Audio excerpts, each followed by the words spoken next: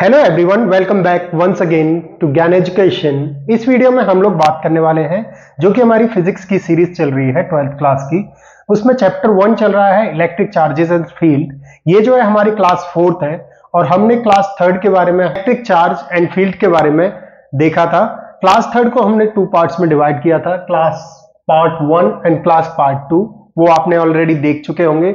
इस क्लास में हम लोग बात करने वाले हैं क्लास 4th के बारे में और देखेंगे कि unification of electricity and magnetism के बारे में। सो गाइस, वीडियो स्टार्ट करने से पहले अगर आप इस चैनल पर नए हैं तो इस चैनल को सब्सक्राइब कर लें एंड बेल आइकन को प्रेस कर लें, जिससे कि आपको रेगुलर अपडेट्स मिलते रहें और अपने फ्रेंड्स के साथ में इस चैनल को शेयर भी कर दें।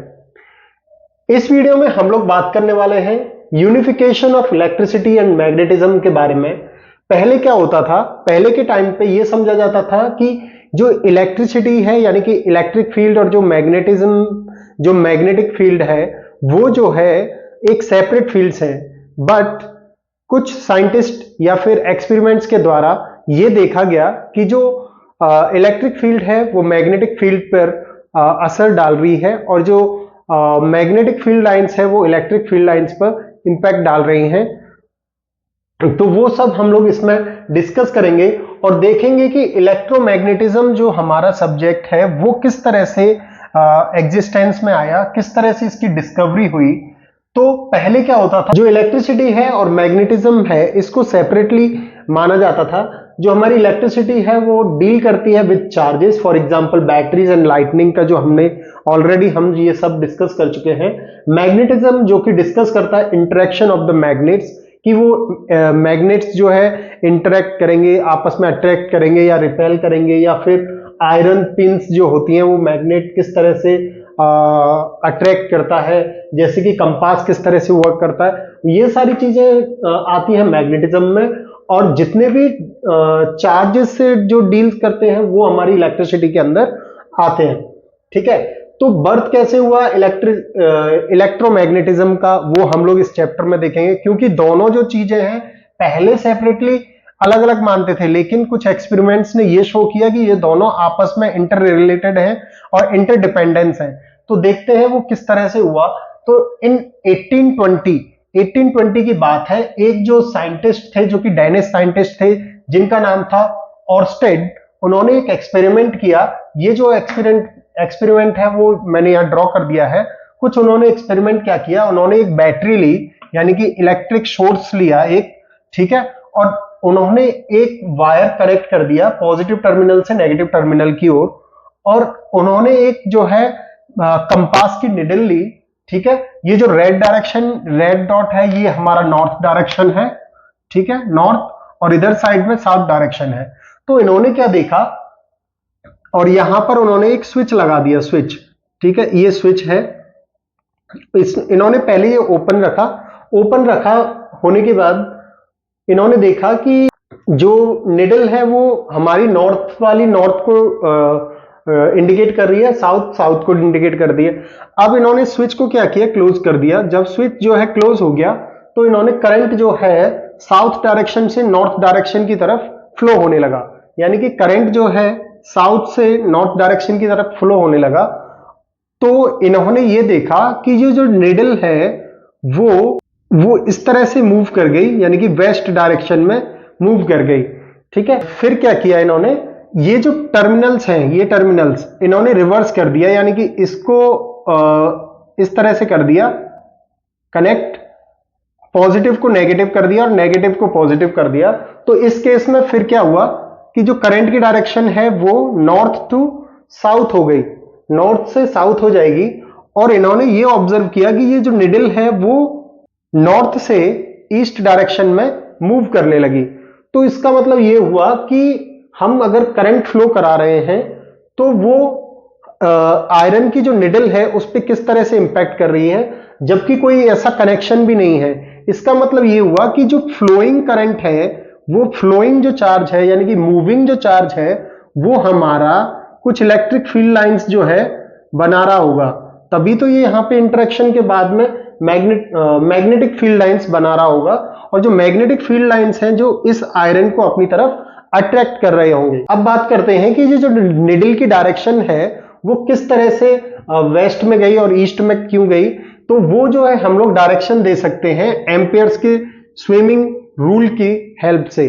तो इसमें सपोज करना है कि आप कोई भी पर्सन है जो कि इसको करंट की डायरेक्शन मान लो ये है साउथ से नॉर्थ, और कोई भी पर्सन जो है स्विमिंग कर रहा है, इसको स्विमिंग मान लो, तो उसका हेड ये है और हेड को फेस कराओ निडल की डायरेक्शन में, यानी कि ऐसे करके, और फेस जो है निडल की डायरेक्शन में है, तो जो निडल का मूवमेंट होगा, डिफ्लेक्शन होगा, वो जो है उसके लेफ्ट हैंड साइड में होगा, यानी कि नॉर्थ वेस्ट डायरेक्शन में, नॉर्थ से वेस्ट डायरेक्शन में हो जाएगा। अब अगले केस में क्या हुआ, अगले केस में ये हुआ कि मैंने टर्मिनल जो है चेंज कर दिए।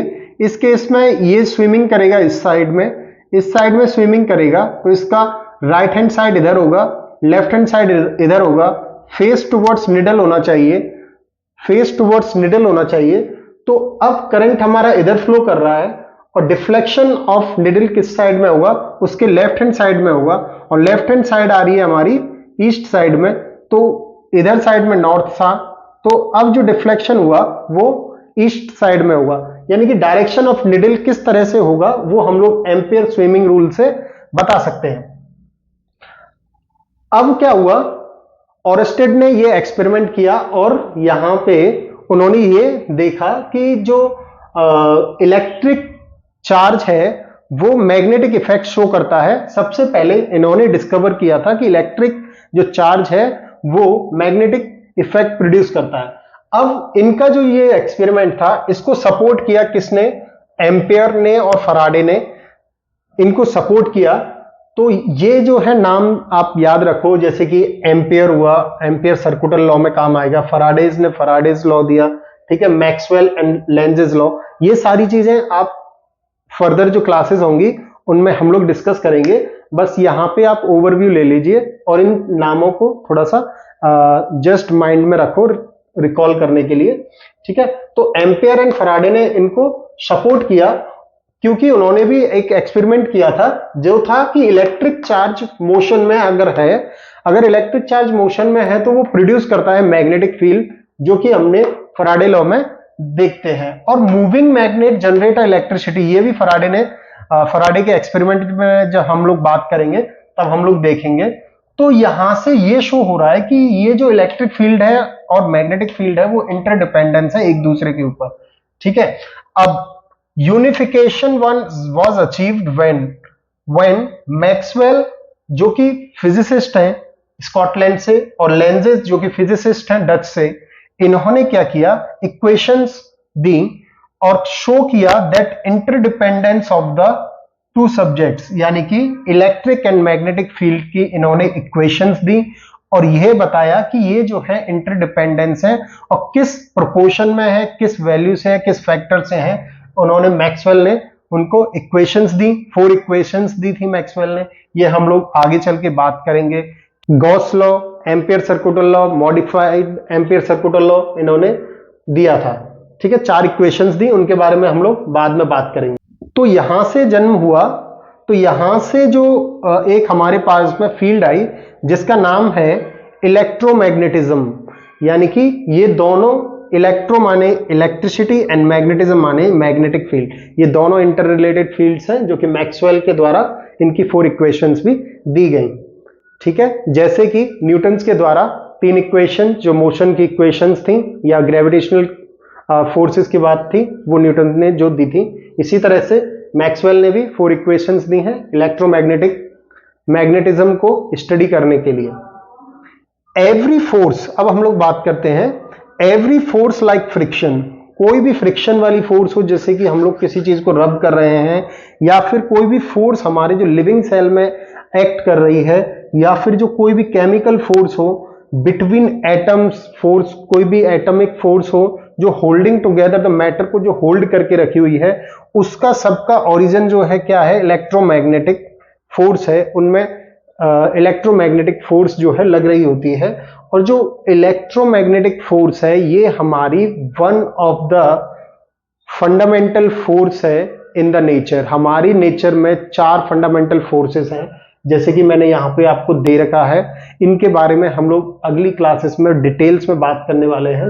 One of the fundamental force है इलेक्ट्रोमैग्नेटिक फोर्स। अब बात करते हैं कि ये जो इलेक्ट्रोमैग्नेटिक जो फील्ड है ये वाली, तो ये जो है सब जगह यूज हो रही है। जितनी भी मॉडर्न टेक्नोलॉजीज हैं आज के ज़माने में, जैसे कि मैं अभी माइक यूज़ कर रहा हूँ या फिर मोबाइल फ़ोन यूज़ कर रहा हूँ, जितने भी कैमरेज हैं, जितने भी ईयरबड्स हैं, नेक बैंड है, स्मार्ट वॉचेस हैं, रेडियो है, टेलीविज़न है, ये सारी की सारी चीज़ें हमारी मॉडर्न टेक्नोलॉजी की वर्क करती हैं on the principle of electromagnetism. Next जो वीडियो होगी वो हम लोग उसमें डिस्कस करेंगे फंडामेंटल फोर्सेस ऑफ नेचर। यहां मैं ओवरव्यू आपको दे देता हूं कि फंडामेंटल फोर्सेस ऑफ नेचर में हमारी 4 फोर्सेस हैं, जैसे कि ग्रेविटेशनल फोर्स जो कि हमारी मास ऑब्जेक्ट्स वगैरह में लगती हैं। आपने 11th क्लास में इसके बारे में ऑलरेडी काफी डिटेल में पढ़ रखा है।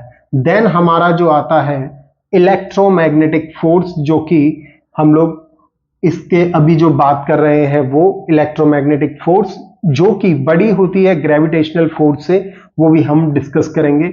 उसके बाद में आती है हमारी वीक न्यूक्लियस फोर्स। ये जो है हमारी सब एटॉमिक पार्टिकल्स में ये फोर्स जो है लगती है।